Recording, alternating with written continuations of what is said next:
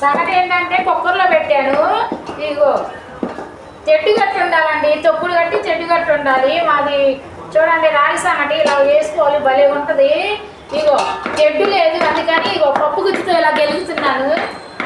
దీంట్లో చికెన్ వండాము కానీ సంగటి చికెన్ అయితే సూపర్గా ఉంటుంది. ఇగో చేస్తున్నా, ఇగో చూడండి ఇలా గెలకాలి. మేమేంటంటే పొయ్యి మీదకి వెళ్తాం తొక్కుడు కట్టేసి, లేదు చూడండి ఎలాగుందో సంగటి, ఇలా వండాలి. సూపర్గా ఉంది చూడండి ఎంత బాగుందో, కనపడుతుందా సంగటి వీడియోలో?